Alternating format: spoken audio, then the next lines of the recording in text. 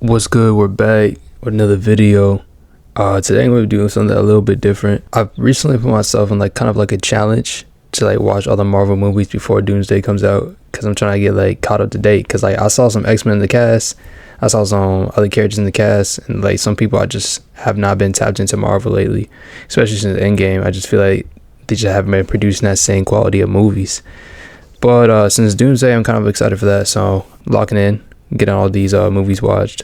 But so far I finished all the Spider-Man movies. And before you ask me, you're probably like, yo Clay, why didn't you wait to do this tier list after Brand New Day comes out next year, and potentially the other one? That's because like I ain't trying to wait that long, bro. Tomorrow is not promised. So like if I got an idea, I'm just gonna spit it. So yeah, I'm here to categorize all the Spider-Man movies, completely my opinion. I encourage you to state your opinion in the comments of what you think is the best, what you think's elite. But we got 5 tiers right now. We got S tier, which is peak, A is elite, B is alright, C is meh, and D is straight awful. But it's Spider-Man, so I don't think I'm gonna need to get to the D tier. But I don't know, man, that may surprise you. So we got the Spider-Man movies here. I don't know why they duplicated it, but it's whatever. I'm only doing the movies that involve Spider-Man. Like I don't know why they got Venom here or like Morbius. Like those are like Spider-Man related characters, but I don't think Spider-Man's in the movie. So I'm only doing movies where Spider-Man is involved. But yeah, let's just hop right into it. First up, we got Tobey Maguire, the Spider-Man. I think it just says Spider-Man, right? Yeah, Spider-Man, Tobey Maguire. First of all, props to Tobey Maguire. The Spider-Man movies are definitely some of my favorites, especially the whole trilogy. The first Spider-Man movie, it was kind of new to me because it's like more like sticking to like the more nerdy side of Peter, Tobey Maguire, Spider-Man, growing up, going to high school and stuff like that. I didn't feel like it was awful or anything, but to me, I'm gonna have to put it like in B tier. It definitely showed its messages. It definitely showed that powerful message that you're supposed to get at the end of the movie. It was an alright movie in terms of like action and stuff.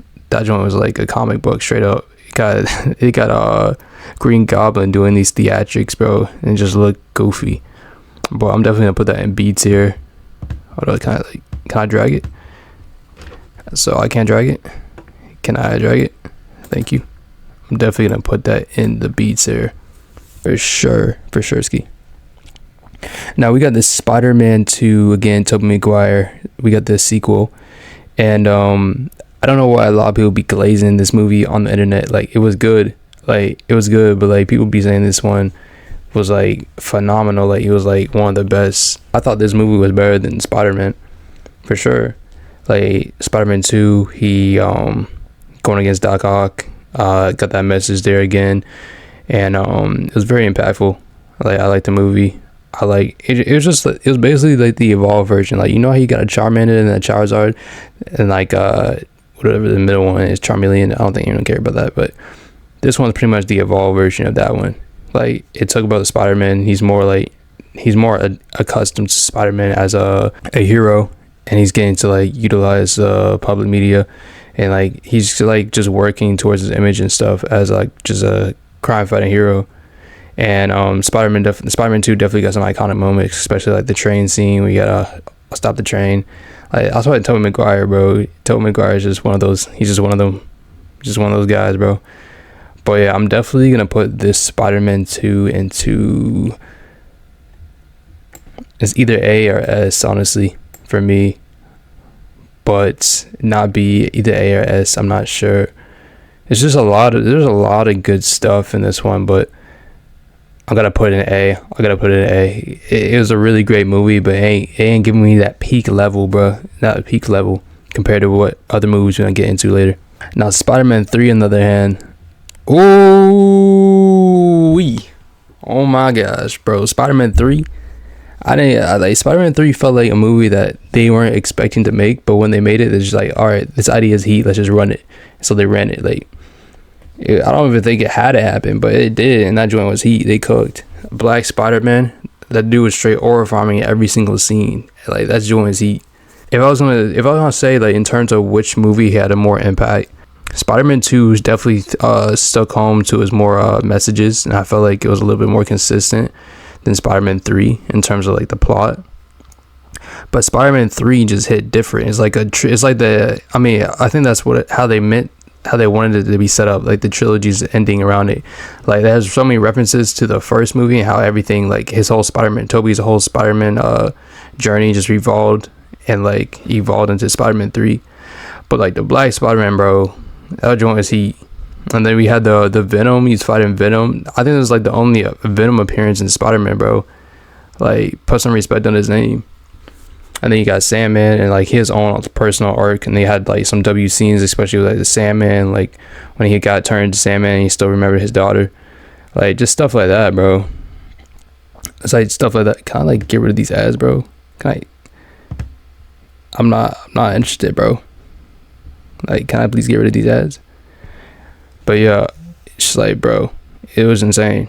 Like, there were just so many good scenes in Spider-Man 3 that got me hooked, got me attention, and I definitely think this is the best one. A lot of people think Spider-Man 2 was better, but I think Spider-Man 3 is better. You can fight me on that in the comments. I don't care. I'm gonna stand my ground, bro. Spider-Man 3 was heat. That joint is peak. S tier. We got our first S tier.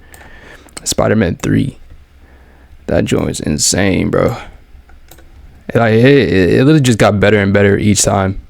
Like, respect to that whole trilogy. The trilogy is great. But moving on into Spider-Man. So we're going to Andrew Garfield Spider-Man. Me personally, I know a lot of people don't like have the same views on this, but me personally, I like Andrew Garfield Spider-Man the best out of all the Spider-Mans, because I felt like he used more of his comedic self. Like, he used more comedy. He stuck more to like the comic book portrayal of Spider-Man. And I felt like, and I really like that, because if you like go back to the source and you stay more close home to the source, it's gonna be easier, like relatable to the fans. I just really like the way Andrew Garfield portrayed Spider-Man, especially his encounters with Gwen Stacy, which was Emma Stone. I really like the chemistry in that whole movie. I don't know, bro. It just felt so real. It felt so relatable. Like, you actually feel like genuinely happy for them two together. So like, yeah, props to that, man. I really liked this movie.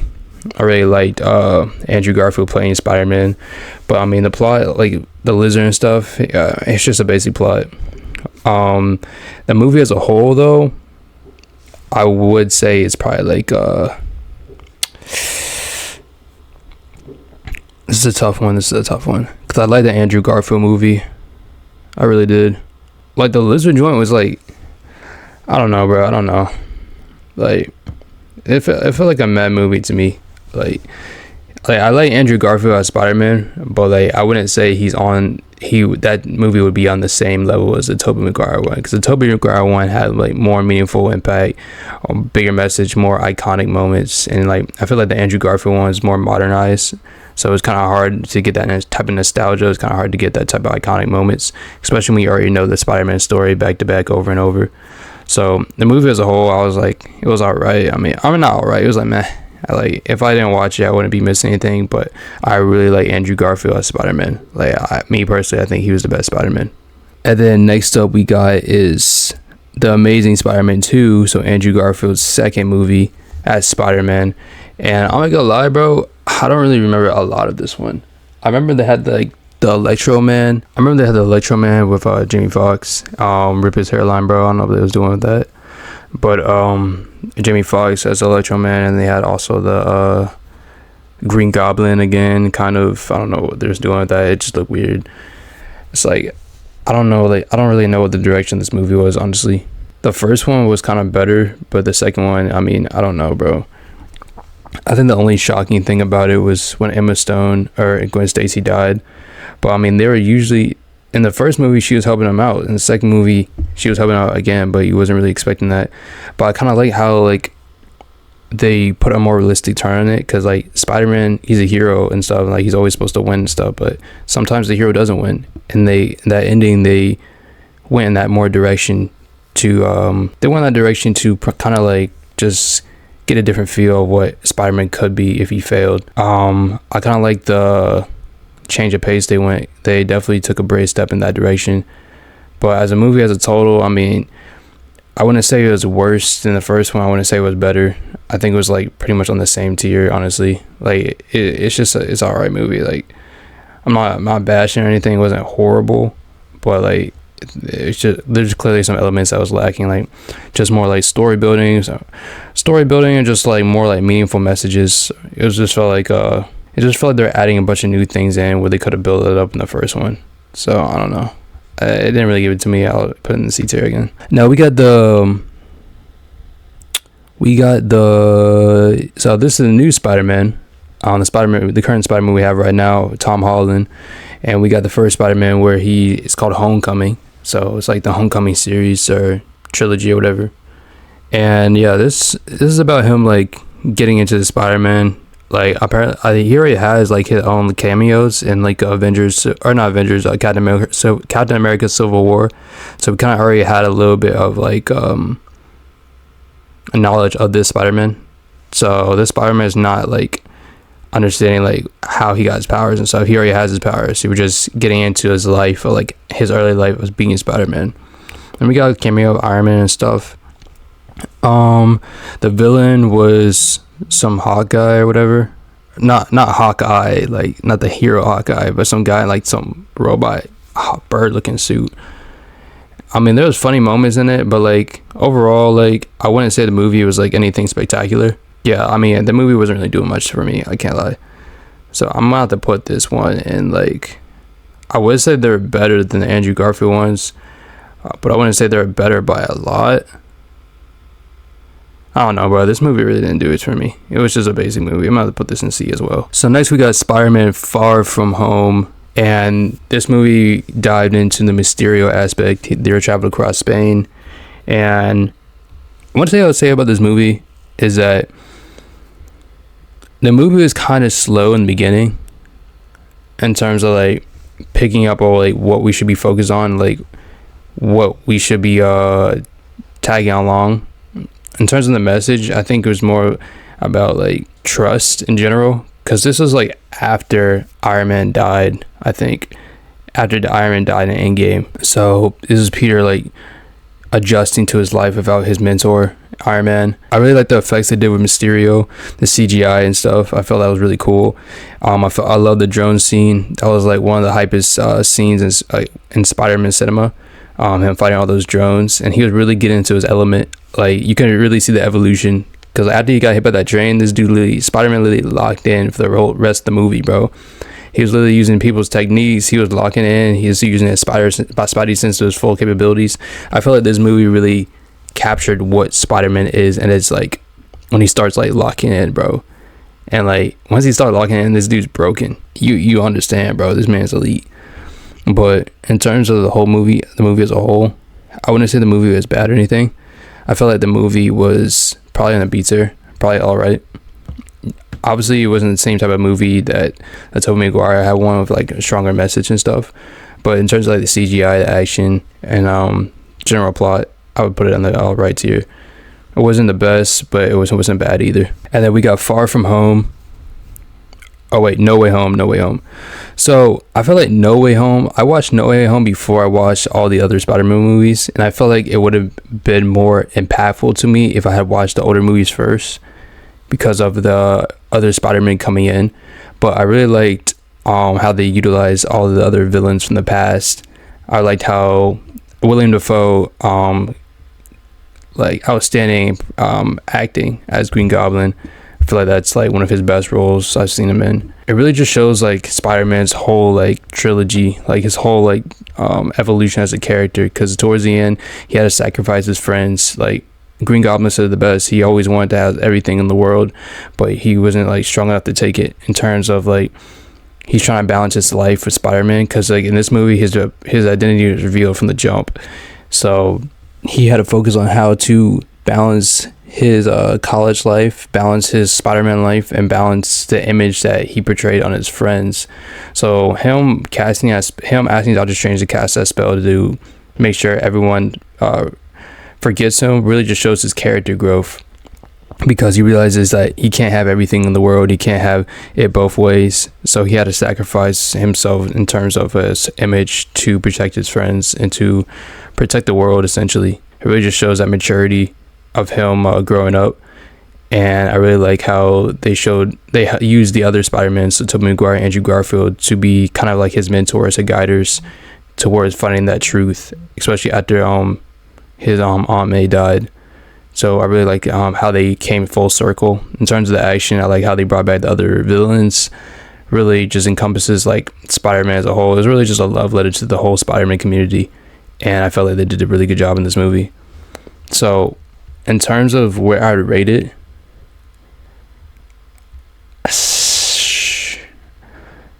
if I had to watch all the other movies first, I'd definitely put it in S, but I didn't. So right now I'd have to put it in Elite. I'm not sure it's on that S tier caliber, but I feel like it was a really great movie for sure. But yeah, I got Spider-Man 3 at S. We got 2 Elites, 2 Alrights, and then 3 Meh. So we only got a couple more movies left. That was the whole Tom Holland trilogy. Tom Holland got another movie coming out called Brand New Day next year, 2026, I believe July 31st. And there's been rumors that it's going to be involved the Hulk, so I'm definitely going to be tapping in for that. And it's not like Bruce Banner Hulk, I'm talking about Savage Hulk. So I'm definitely going to be tapping in for that. More interesting. Spider-Man is one of my favorite heroes or comic book characters of all time. So like, if there's ever any Spider-Man content, I'm going to be there, bro. I'm going to be locked in. But yeah, relatively new to the list, we got the Miles Morales movies. These movies are like not live action, but they're like more like animation. And me as an artist, I appreciate animation a lot because that's just straight eye candy. But we got the first one, Into the Spider-Verse. So I remember watching this, bro. First of all, can we talk about the soundtrack? Soundtrack was elite, bro. I was listening to that soundtrack album for at least 3 months after it released. Like, that joint was heat. The visuals were heat. The art style was heat. I love the way they portrayed Miles Morales. They're just showing like New York City, but in a different way, like in an artistic way. And it really makes you like look at it from a different perspective. Like all the colors, the vivid imagery, it made you want to like feel the vibe of the city, feel the vibe of the movie. Got you more like in the hip hop type of vibe. I just really like the way they portrayed this movie. I really like the way the artists took their time in this movie. It could have been rushed. It could have been done in like a year or two, but they took their time. And I feel like that quality is what consumers are looking for. People want to see great movies. People don't want to see people want quality over quantity. Like, we don't want a lot of movies in a short time span if they're not developed correctly. And I feel like they put their heart and soul into this movie. I really appreciate it. I really love the soundtrack. I love the visuals. I love the artistic style that they chose with the movie.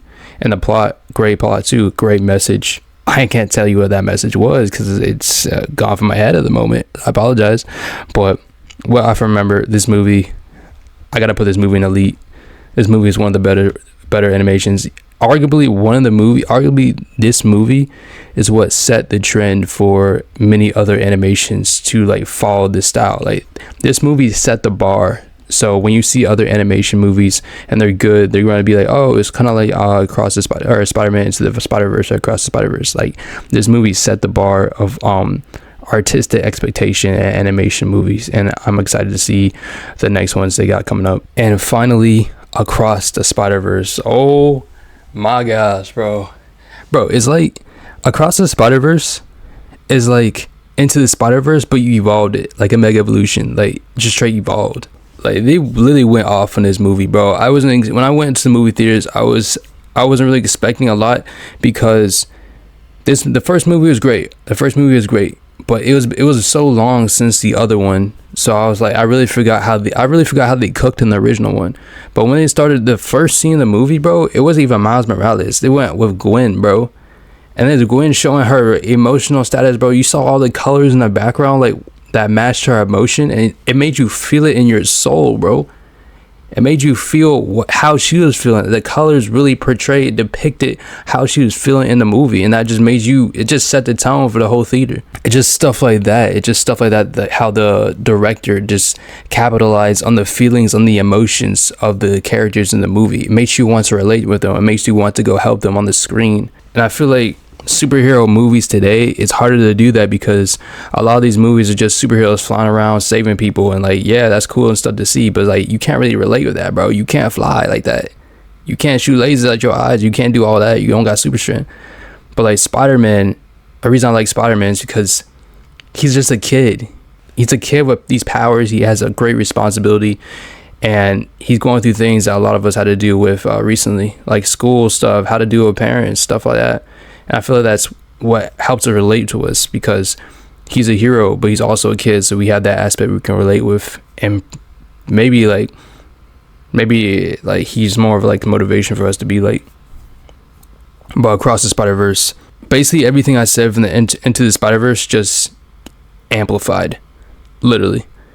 Like, the chase scene was probably the best scene in the movie. I love how they just showed like so much animation styles. The colors were more vivid in this movie. They show so much emotion.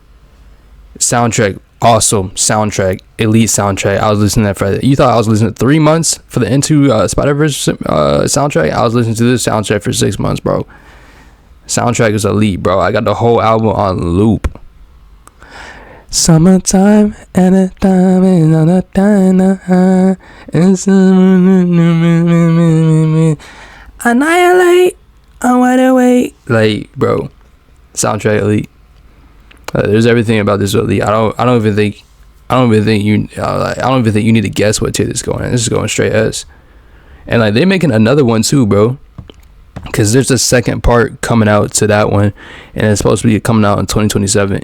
And like, they show some imagery, show some clips, and it looks like they cooking, bro. So like, I might need to make another tier called X tier or something if they evolve for this. I don't know how they're gonna evolve, but if they evolve from that, it's gonna be crazy. But yeah, this is my tier list, Spider-Man tier list. What do you guys? Let me know what you guys think is the best Spider-Man movies. What do you guys think? But what do you guys think, in your opinion, are the best Spider-Man movies, and where would you rank them? Let me know in the comments.